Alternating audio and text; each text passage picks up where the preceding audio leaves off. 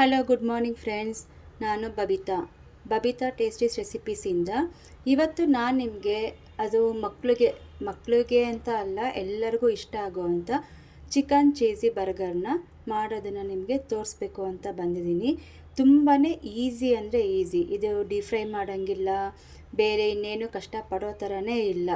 ಯಾವ ರೀತಿ ನಾವು ಕೆಫೆಗಳಲ್ಲಿ ಹೋದಾಗ, ಮೆಕ್ಡೊನಾಲ್ಡ್ಸ್ಗಳಿಗೆ ಹೋದಾಗ ನಾವು ಬರ್ಗರ್ನ ತಿಂತೀವೋ ಅದಕ್ಕಿಂತ ಸೂಪರ್ ಆಗಿರುತ್ತೆ. ನಾನೀಗ ಯಾವ ರೀತಿ ಮಾಡಿ ನಿಮಗೆ ತೋರಿಸ್ತೀನೋ ಈ ಬರ್ಗರು, ಚಿಕನ್ ಚೀಸಿ ಬರ್ಗರ್ ಮಾತ್ರ ಮಕ್ಕಳಿಗೆ ತುಂಬಾ ಇಷ್ಟ ಆಗುತ್ತೆ. ಮಕ್ಕಳಿಗೆ ಅಂತಲ್ಲ, ದೊಡ್ಡವ್ರಿಗೂ ಸಹ ಇದು ಇಷ್ಟ ಆಗುತ್ತೆ. ಹೇಗಿದ್ದರೂ ಸಂಡೇ ಮನೆಯಲ್ಲಿ ಮಕ್ಳಿಗೂ ಇರ್ತಾರೆ, ಎಲ್ಲರಿಗೂ ರಜಾ ಇರುತ್ತೆ. ಆರಾಮಾಗಿ ನೀವು ಇದನ್ನು ಮಾಡಿಕೊಂಡು ಈವ್ನಿಂಗ್ ಸ್ನ್ಯಾಕ್ಸ್ ಟೈಮಲ್ಲಿ ತಿನ್ಬೋದು. ಬನ್ನಿ ನೋಡೋಣ ಹಾಗಾದರೆ ಯಾವ ರೀತಿ ಚಿಕನ್ ಚೀಸಿ ಬರ್ಗರ್ನ ಮಾಡೋದು ಅಂತ ನಾನು ನಿಮಗೆ ತೋರಿಸ್ತೀನಿ. ಮೊದಲನೇದಾಗಿ ನಾನಿಲ್ಲಿ 1 ಕಪ್ಪು ಬ್ರೆಸ್ಟ್ ಪೀಸ್ನ ತೊಗೊಂಡಿದ್ದೀನಿ. ಚಿಕನ್ ಬ್ರೆಸ್ಟ್ ಪೀಸ್ನ ತೊಗೊಂಡು ಚಿಕ್ಕದಾಗಿ ಪೀಸಸ್ನ ಮಾಡಿ ನಾನು ತೊಗೊಂಡಿದ್ದೀನಿ. 1 ಕಪ್ಪು ಚಿಕನ್. ಇಲ್ಲಿ ನಾನು ಎಲ್ಲ ಥರದ ಮಸಾಲ ಪೌಡರ್ಗಳನ್ನ ತೊಗೊಂಡಿದ್ದೀನಿ. ಮೊದಲನೇದಾಗಿ ನಾನಿಲ್ಲಿ 1 ಸ್ಪೂನು ಧನಿಯಾ ಪುಡಿ ತೊಗೊಂಡಿದ್ದೀನಿ, 1 ಸ್ಪೂನು ಅಚ್ಚ ಖಾರದ ಪುಡಿ ತೊಗೊಂಡಿದ್ದೀನಿ, ಅರ್ಧ ಸ್ಪೂನು ಜೀರಿಗೆ ಪುಡಿನ ತೊಗೊಂಡಿದ್ದೀನಿ, ಮತ್ತು ಅರ್ಧ ಸ್ಪೂನು ಗರಂ ಮಸಾಲ ತೊಗೊಂಡಿದ್ದೀನಿ, ಅರ್ಧ ಸ್ಪೂನು ಅರಿಶಿಣದ ಪುಡಿನ ತೊಗೊಂಡಿದ್ದೀನಿ. ಇಲ್ಲಿ ನಾನು 2 ಟೇಬಲ್ ಸ್ಪೂನ್ ಆಗುವಷ್ಟು ಗಟ್ಟಿ ಮೊಸರನ್ನ ತೊಗೊಂಡಿದ್ದೀನಿ, ಹುಳಿ ಇರಬಾರ್ದು. 2 ಟೇಬಲ್ ಸ್ಪೂನಷ್ಟು ಶುಂಠಿ ಬೆಳ್ಳುಳ್ಳಿ ಪೇಸ್ಟ್ನ ತೊಗೊಂಡಿದ್ದೀನಿ, ಅರ್ಧ ಟೀ ಸ್ಪೂನ್ ಆರಿಗೆನನ್ನು ತೊಗೊಂಡಿದ್ದೀನಿ, ಅರ್ಧ ಟೀ ಸ್ಪೂನು ನಿಂಬೆ ಹಣ್ಣಿನ ರಸನ ತೊಗೊಂಡಿದ್ದೀನಿ. ಇಲ್ಲಿ ನಾನು ಒಂದು ಬೌಲ್ನ ತೊಗೊಂಡಿದ್ದೀನಿ. ಈ ಬೌಲ್ಗೆ ನಾನು ಚಿಕನನ್ನು ಹಾಕೋತಾ ಇದ್ದೀನಿ.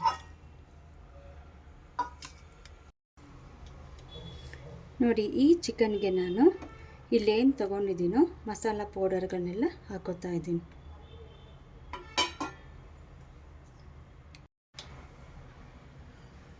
ಈಗ ಇದಕ್ಕೆ ನಿಂಬೆ ರಸನ ಹಾಕೋತಾ ಇದ್ದೀನಿ, ಆರೋಗ್ಯನೂ ಹಾಕೋತಾ ಇದ್ದೀನಿ.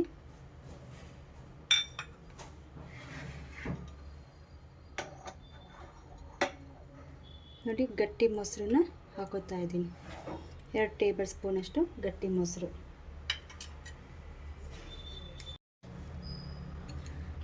1 ಟೇಬಲ್ ಸ್ಪೂನಷ್ಟು ಶುಂಠಿ ಬೆಳ್ಳುಳ್ಳಿ ಪೇಸ್ಟನ್ನು ಹಾಕೋತಾ ಇದ್ದೀನಿ.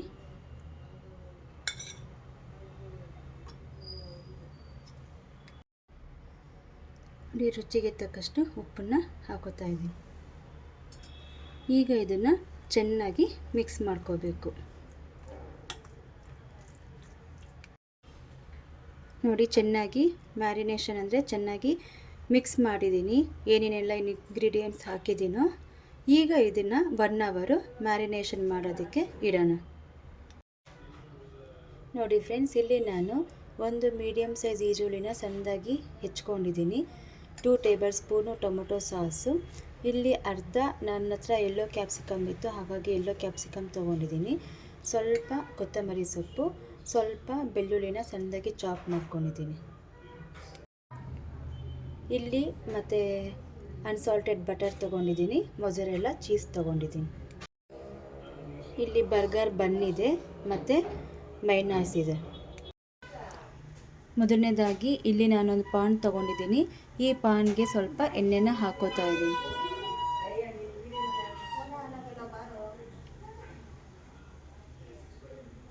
ಎಣ್ಣೆ ಕಾಯಬೇಕು. ನೋಡಿ, ಎಣ್ಣೆ ಕಾದಿದೆ. ಈಗ ಇದಕ್ಕೆ ನಾನೇನು ಪ್ರೀವಿಯಸ್ಸು ಮ್ಯಾರಿನೇಷನ್ ಮಾಡಿ ರೆಡಿ ಇಟ್ಟಿದ್ದೀನೋ ಅದನ್ನು ಈಗ ಇದಕ್ಕೆ ಹಾಕ್ತಾ ಇದ್ದೀನಿ. ನೋಡಿ, ಈಗ ಚಿಕನನ್ನು ಹಾಕ್ಕೊಂಡಿದ್ದೀನಿ. ಮ್ಯಾರಿನೇಷನ್ ಮಾಡಿದ್ದೀನಲ್ಲ, ಆ ಚಿಕನನ್ನು ಈ ಎಣ್ಣೆಯಲ್ಲಿ ಚೆನ್ನಾಗಿ ಫ್ರೈ ಮಾಡ್ಕೋಬೇಕು. ಬರ್ಗರ್ಗೆಲ್ಲ ಆದಷ್ಟು ಬೋನ್ಲೆಸ್ ತೊಗೊಂಡ್ರೆ ತುಂಬಾ ಚೆನ್ನಾಗಿರುತ್ತೆ. ಮಕ್ಳಿಗಂತೂ ತುಂಬಾ ಇಷ್ಟ ಆಗುತ್ತೆ ಇದು.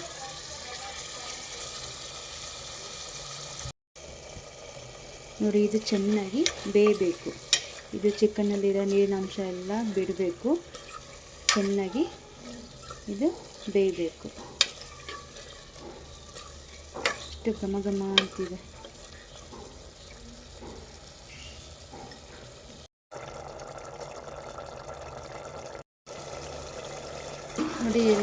ನೀಟಾಗಿ ಫ್ರೈ ಆಗ್ತಾ ಬರ್ತಾ ಇದೆ. ಚೆನ್ನಾಗಿ ಕೂಡ ಬೆಂದಿದೆ ಚಿಕನ್ನು. ಈಗ ನಾನಿದಕ್ಕೆ ಒಂದು ಸಣ್ಣ ಮೀಡಿಯಮ್ ಸೈಜ್ ಈರುಳ್ಳಿನ ಹೆಚ್ಕೊಂಡಿದ್ದೀನಲ್ಲ ಇದನ್ನು ಹಾಕ್ತಾಯಿದ್ದೀನಿ.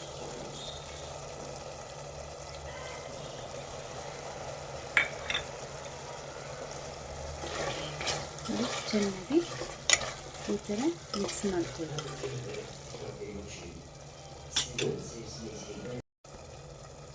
ಈಗ ಕ್ಯಾಪ್ಸಿಕಮ್ ಹಾಕೋತಾ ಇದ್ದೀನಿ.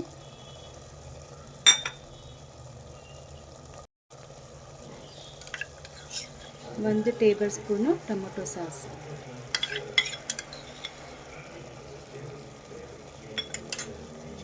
ಈಗ ಎಲ್ಲ ಚೆನ್ನಾಗಿ ಮಿಕ್ಸ್ ಮಾಡ್ಕೊಳ್ಳೋಣ. ನೋಡಿ ಎಷ್ಟು ಪರ್ಫೆಕ್ಟಾಗಿ ಚೆನ್ನಾಗಿ ನಮಗೆ ಸ್ಟಫಿಂಗು ರೆಡಿಯಾಗಿದೆ. ನೋಡಿ ಎಲ್ಲ ಫುಲ್ ಡ್ರೈ ಆಗಿದೆ. ಈ ಹಂತಕ್ಕೆ ಬಂದಾಗ ನಾವು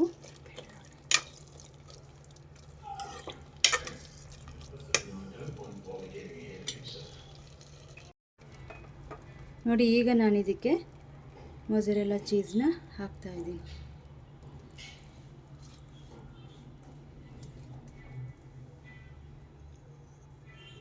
ಆಮೇಲೆ ಸ್ಟಫಿಂಗಿಗೂ ಕೂಡ ಹಾಕ್ಕೊಳ್ಳೋಣ. ನೋಡಿ ಇಲ್ಲಿ ನಾನು ಒಂದು ಪ್ಯಾನ್ ತೊಗೊಂಡಿದ್ದೀನಿ. ಇದಕ್ಕೆ ಸ್ವಲ್ಪ ಬಟರ್ನ ಹಾಕ್ಕೊಂಡಿದ್ದೀನಿ.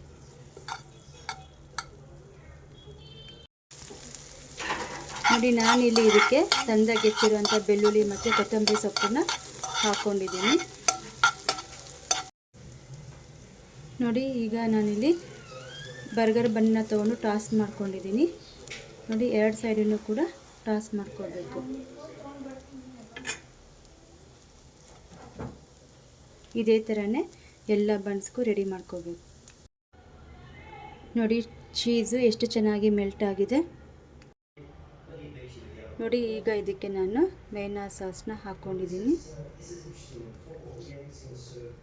ಚೆನ್ನಾಗಿ ಎಲ್ಲ ಕಡೆ ಸ್ಪ್ರೆಡ್ನ ಮಾಡ್ಕೋಬೇಕು, 2 ಸೈಡ್ಸನ್ನು.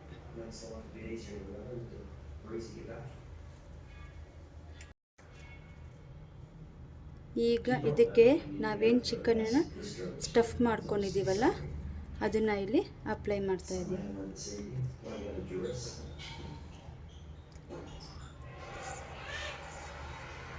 ನೋಡಿದ್ರೆ ಎಷ್ಟು ಚೆನ್ನಾಗಿ ಯಮ್ಮಿಯಾಗಿದೆ.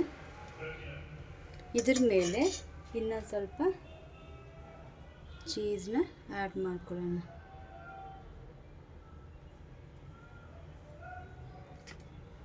ಈಗ ಕ್ಲೋಸ್ ಮಾಡೋಣ.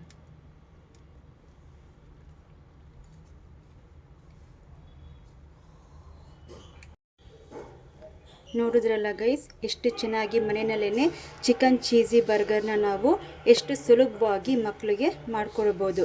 ನೋಡಿ ಒಳಗಡೆ ಎಷ್ಟು ಚೆನ್ನಾಗಿ ಸ್ಟಫಿಂಗ್ ಇದೆ. ಸೊ ನೀವು ಇದೇ ಥರ ಮನೆಯಲ್ಲಿ ಟ್ರೈ ಮಾಡಿ ಮಕ್ಕಳಿಗೆ ಮಾಡಿಕೊಡಿ. ಈ ವಿಡಿಯೋ ನಿಮಗೆ ಇಷ್ಟ ಆದರೆ ಪ್ಲೀಸ್ ಲೈಕ್ ಮಾಡಿ, ಶೇರ್ ಮಾಡಿ, ಹಾಗೆ ಕಮೆಂಟ್ ಮಾಡಿ.